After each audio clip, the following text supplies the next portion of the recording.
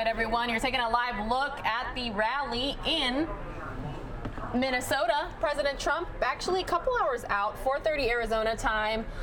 That's 7:30 tonight Eastern. I'm currently joined by Fox 10 Phoenix's very own Steve Krafft. Steve, you've been covering the local angle on this today. True. What are people saying? What are you hearing? What's going on out there?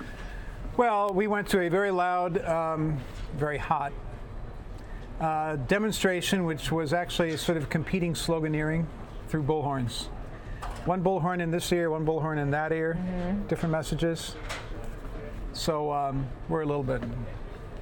But we had two camps. We had the pro-Trump people, and their thing is, what part of illegal don't you understand?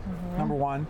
Number two, it's bad parenting to bring your kids to the border when you know that the babies can be taken away under the Trump policy. And so these people knew what they were getting into when they came up to the border from these, what they regard as miserable Central American countries.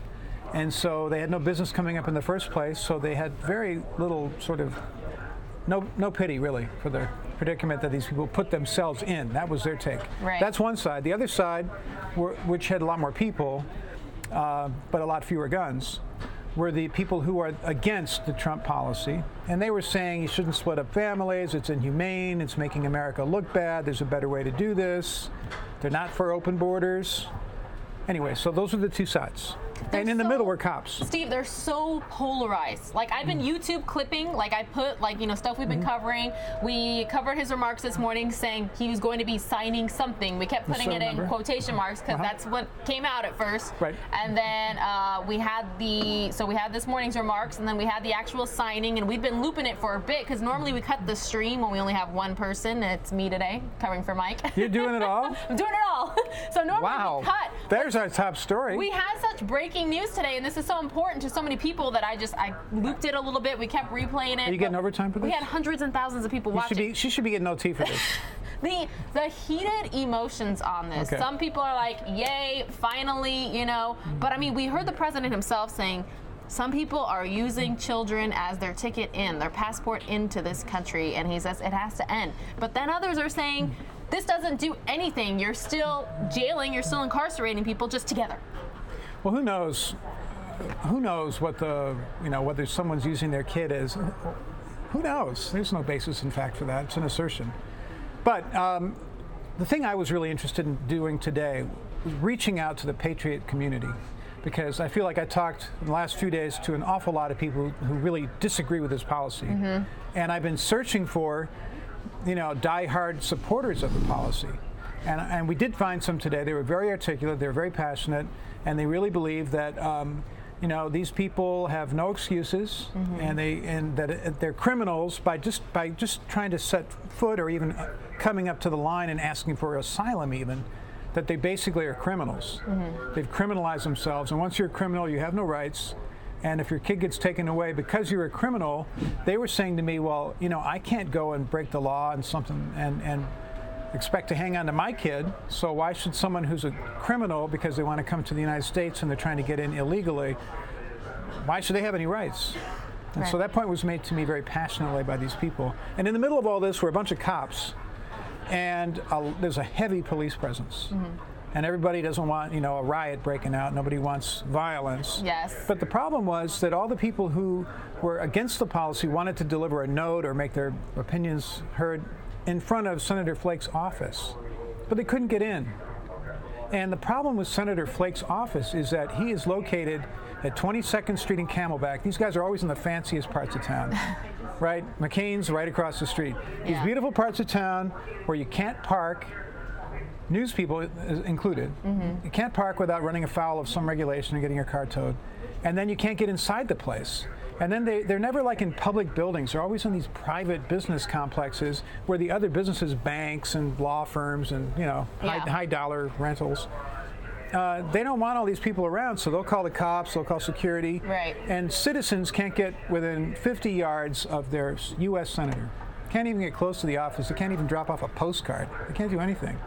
I think there should be, I'm venting here, I'm sorry. You're fine. There ought to be some kind of law that says if you're a senator or representative, you have to be in a public building where people can actually get to you on public transportation or park they have a car, which everyone seems to have, has to have a car, right? Pretty much. Here in Arizona. In Arizona, we're relying on cars. Yeah. Nowhere to park, and it should be in a place where you can get to it, and then you can deliver your petition or whatever it is, which will probably never be read anyway, but at least you can do it, and you can do that on camera.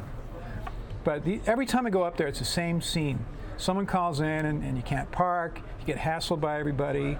The cops are keeping you on this narrow sidewalk. No one can get anywhere close to the representative or senator. Do you feel like this is just the beginning of this debate issue? It's not a debate. It's a shouting match. And there's like a Berlin Wall, not a Mexican wall, but a Berlin Wall, a giant wall between the two sides. And I don't see, until Congress figures out a guest worker program, this is my personal take, I don't see a solution to this. I really don't. It's a very emotional issue, and it goes right to the core of how people view themselves and how people view the United States. So your story is going to air on Fox 10 at what time? We'll be on at 5, and our focus is just pretty much letting everybody hear how loud it was out there, and also just having points of view from both sides as they were shouting essentially at each other.